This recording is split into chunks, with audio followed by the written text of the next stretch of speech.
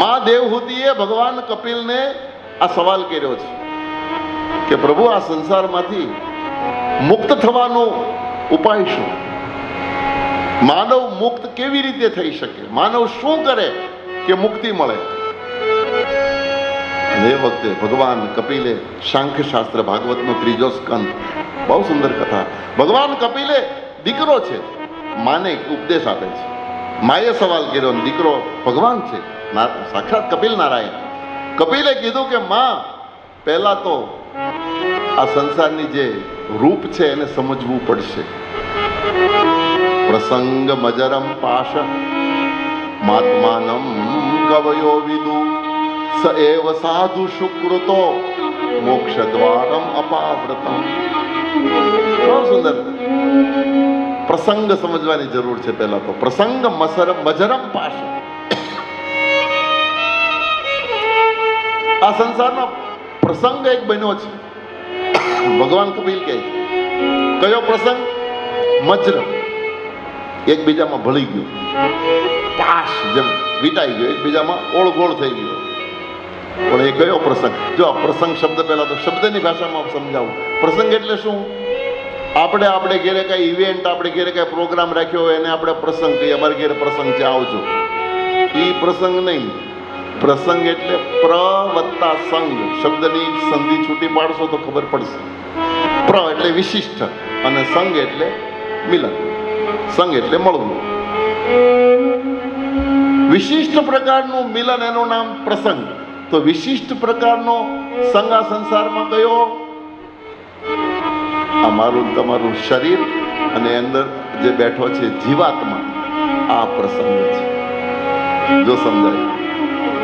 સામાન્ય જીવ આ સમજી શકતો નથી, એટલા માટે વ્યાસજીએ લખ્યું છે, કપિલ બોલ્યા છે, પ્રસંગ મજરમ પાશ માત્માનમ કવિયો વિદુ.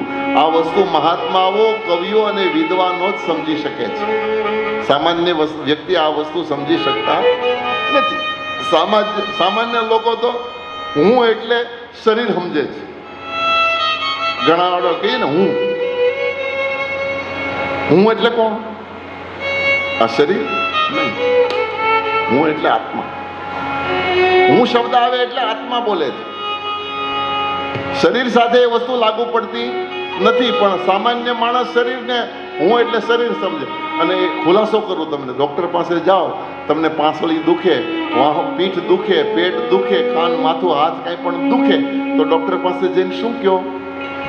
મારી છાતીમાં દુખે છે, મારી પીઠમાં દુખે છે, મારા પેટમાં દુખે છે, મારું માથું દુખે છે, મારો હાથ પગ દુખે છે. મારું શબ્દ લગાડવો પડે. કોઈ ડોક્ટર પાસે સામો જઈને ઉભો રહે હું દુખું છું એમ બોલે નહીં. હું શબ્દ નહીં આવે ત્યાં. હું શબ્દ એ જ બોલે છે જે અંદર બેઠેલો છે આત્મા. એ હું શબ્દ બોલે છે. હવે ખુલાસો એ કરવા માંગુ છું કે તો પછી મારું શબ્દ કોણ બોલે છે? હું શબ્દ બોલનારો જ મારું શબ્દ બોલવો પડે. આ ઘર મારું છે, આ ખેતર મારું છે, આ શરીર મારું છે. હું શરીર નથી. આ ખુલ્લી વાત થઈ.